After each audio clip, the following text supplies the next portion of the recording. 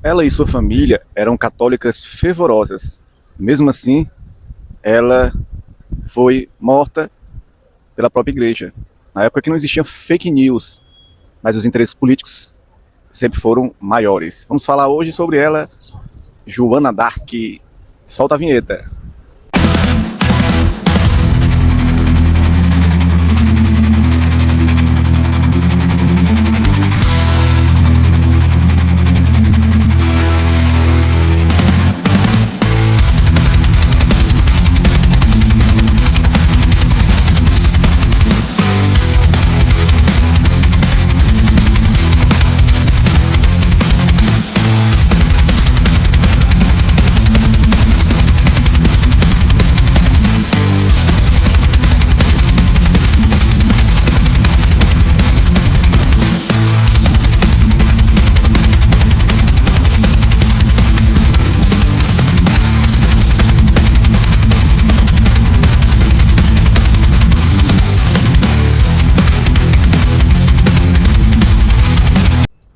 Em 1430, Borquiões capturaram Joana d'Arc durante a Batalha de Copenhague. Ela foi vendida aos ingleses e permaneceu aprisionada, pois seria levada para o julgamento. Os ingleses queriam tirar a credibilidade francesa para tomar a coroação de Carlos VII, sem validade. A Santa Inquisição foi utilizada para julgá-la. O julgamento estendeu-se por 4 semanas e dezenas de acusações acumularam. No final, o fato de usar roupas masculinas e a alegação de que ouvia vozes se tornaram os fatores para sua condenação, em virtude da acusação de bruxaria. As vozes que ela ouvia foram tidas como vozes emitidas pelo demônio. Joana d'Arc foi condenada à morte na fogueira. A execução aconteceu no dia 30 de maio de 1941, em praça pública, na cidade de Rouen. Conta-se que no dia ela recebeu o sacramento da Eucaristia, foi vestida de branco e levada para sua execução. Joana d'Arc foi queimada viva. Os relatos contam que ela gritava por Jesus. Na ocasião, ela tinha 19 anos. Joana d'Arc, representada sobre um cavalo com uma enorme armadura de ferro, quase que esmagando sua figura franzina, ou então amarrada em uma coluna, enquanto as chamas, a fumaça, a consomem. Há 600 anos estes são os seus dois ícones, uma guerreira vitoriosa e uma bruxa moribunda. O processo começou em Rouen, em 9 de janeiro de 1431. Cerca de 500 homens, entre os mais cultos da França e da Inglaterra, julgaram a donzela. Bispos, advogados, eclesiásticos, prelados de vários níveis fizeram-lhe uma interrogação pormenorizada sobre as acusações de imputação, idolatria, cisma e apostásia. A sua fé, suas roupas masculinas, as misteriosas vozes foram objeto de duras acusações e falsas reconstruções, as quais Joana, quase sem nenhuma instrução, respondeu com coragem e precisão. Perguntaram-lhe, entre outras coisas, se ela estava na graça de Deus, e respondeu: se eu estiver, Deus me protegerá. Se não estiver, que Deus permita-me, pois prefiro morrer a não estar na graça de Deus. O julgamento de Joana d'Arc terminou no dia 24 de março.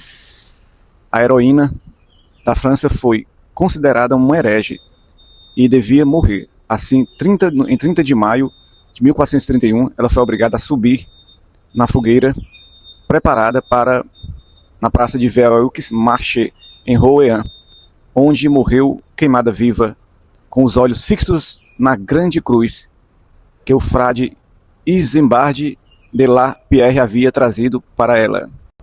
A igreja reabilitou solenemente Joana d'Arc em 1456. Pio X a beatificou e em 1910, 10 anos depois, Bento XV a canonizou. Inglaterra e França travavam a Guerra dos 100 Anos de 1337 e 1453, motivadas por disputas territoriais e comerciais entre os dois reinos. Por volta de 1420, as tropas inglesas ocupavam o norte da França, incluindo Paris, e tinham apoio dos condados de Borgonha e de Bordeaux. A leste e oeste, atual território francês. Delfim, herdeiro real francês, mas ainda não coroado, instalara-se em Chinon, no Vale de Loire, de onde liderava a resistência francesa aos invasores. mas suas chances de expulsar os ingleses pareciam remotas. Estima-se que Joana d'Arc morreu em 19 anos de idade, em 30 de maio de 1431, após ter ido do céu ao inferno, em sua rápida existência na França medieval, governada por Carlos VII, cujo reinado durou de 1422 a 1461. A jovem de origem camponesa é conhecida também como padroeira da França e foi canonizada pelo Papa Bento XV em maio de 1920, como detalha a Enciclopédia Britânica, plataforma de ensino e conhecimento no Reino Unido. Joana d'Arc se tornou um dos nomes femininos mais notórios da história francesa, trajetória que sofreu diversos reveses, já que, apesar de liderar com vitória o exército francês na chamada Guerra dos 100 Anos, contra os ingleses, ela acabou queimada em uma fogueira, acusada de ser herege. No século XV, a França enfrentava consequências da Guerra dos 100 Anos, um conflito drástico que se estendeu ao longo de 116 anos e que foi marcado por alguns intervalos. O desentendimento entre franceses e ingleses se iniciou em 1328, quando Carlos IV, rei francês, faleceu. Não deixou herdeiros diretos para assumir o trono. O rei da Inglaterra, Eduardo III, alegou ter o direito ao trono francês porque possuía descendência com Carlos IV por via materna. Acontece que a possibilidade de um monarca inglês ser coroado como rei da França não agradou à nobreza francesa, que temia que isso fosse transformar em perda de autonomia. Assim, a pretensão de Eduardo III foi rejeitada com base na Lei Sálica, lei francesa que proibia que mulheres e seus descendentes assumissem o trono do país. Assim, Filipe VI foi coroado rei francês, o que criou um certo desgaste nas relações entre ingleses e franceses. A aliança da França com a Escócia acabou, motivando o início da Guerra dos 100 Anos em 1337. A guerra com a Inglaterra se relacionava com Joana d'Arc, mesma forma como se relacionava com a vida de milhares de outros camponeses. O conflito trazia destruição para a terra. A terra destruída produzia menos, uma produção reduzida causava fome, e a fome enfraquecia uma população paupérrima, trazendo-lhe doenças. Além disso, os camponeses viam suas vidas sendo ameaçadas toda vez que um ataque inimigo acontecia. A própria vila em que Joana d'Arc nasceu já tinha sido atacada por borquinhões, aliados aos ingleses. A criação religiosa, somada à vontade de ver a guerra acabar, transformou Joana d'Arc num dos grandes nomes da história francesa. Joana d'Arc alegava que ouvia vozes de São Miguel Arcanjo, de Santa Catarina de Alexandria e da Santa Margarida de Antioquia. Nessas aparições sobrenaturais, ela era orientada a tomar parte na guerra contra os ingleses para expulsá-los da França, para garantir a coroação de Carlos VII, o rei da França. Segundo Joana d'Arc, aparições sobrenaturais aconteciam desde que ela tinha 13 anos e aos 16 ela decidiu tomar parte na guerra. Assim ela pediu para ser levada para Vaucouleurs, local onde existia uma guarnição francesa, liderada por Robert de Baudricourt. Lá ela foi falar com Baudricourt para que ele arranjasse um transporte que a levasse a Chinon para encontrar o rei. O comandante se negou a dar ouvidos a Joana d'Arc, mas a camponesa conseguiu convencer a população local de seus propósitos, e logo muitos exigiam que Baudricourt fizesse o que Joana d'Arc pedia. Assim, ele fez, então Joana d'Arc se preparou para encontrar o rei francês. Ela conseguiu uma reunião privada com Carlos VII, mas como ela obteve isso é um mistério ainda, né? Outro mistério que envolve o encontro de Joana d'Arc com o rei francês foi como ela conseguiu convencer Carlos VII a dar tudo o que ela precisava: homens, armas, armaduras e comando das tropas. Assim, Joana d'Arc participou ativamente da Guerra dos 100 Anos, mas entre os historiadores existe certa polêmica acerca do grau do envolvimento. Muitos historiadores desacreditam que ela tenha lutado no campo de batalhas. De acordo com eles, ela apenas cumpriu papéis que envolvem a montagem da estratégia e preparação das tropas, assim como a motivação dos soldados. Além disso, Joana d'Arc foi fundamental para duas vitórias expressivas da França, em Orleans e Reims. Reims, inclusive, era o local onde tradicionalmente os monarcas franceses eram coroados. A conquista dessa cidade permitiu a coroação de Carlos VII em 17 de junho de 1429. Apesar das vitórias expressivas, Joana d'Arc também conheceu derrotas, como foi o caso do fracasso ao cerco de Paris, ainda em 1429. De toda forma, o envolvimento da jovem quebrou o ciclo de derrotas francesas. Joana d'Arc dizia escutar vozes divinas. Nascida na cidade francesa de Domremy em 1412, acredita-se que Joana era analfabeta, já que as mulheres tinham pouco ou nenhum acesso à educação na Idade Média. Na adolescência, passou a alegar que recebia visões e ouvia recados de Deus e de outros santos, como Arcanjo Miguel, para que fosse lutar a Guerra dos 100 Anos da França. Detalha a World Story Encyclopedia. Joana d'Arc viu a guerra chegar ao quintal na época em que decidiu lutar pela França. O reino enfrentava disputas de sucessão do trono entre Carlos VII, filho herdeiro do rei Carlos VI, e o rei inglês Henrique VI, que tinham como aliado o Duque de Borgonha. Esse exército conjunto ocupava parte norte da França, justamente onde ficava a vila na qual Joana d'Arc morava com a família, como a cidade de Reims, o local tradicional para a investidura dos reis franceses, detalha a Enciclopédia Britânica. Joana d'Arc teria fugido de casa para se tornar uma guerreira, de acordo com um artigo da Agência Brasil, órgão oficial de notícias do governo federal brasileiro, sobre a beatificação da jovem francesa. Ela teria fugido de casa aos 17 anos de idade para se juntar ao exército e apresentar-se ao príncipe Carlos, que precisava ser coroado o mais rápido possível para ser um monarca legítimo. Ela acreditava que podia vencer as batalhas graças a uma intervenção divina, detalha a fonte. A Joana d'Arc foi aceita no fronte porque a situação era desesperadora para a França.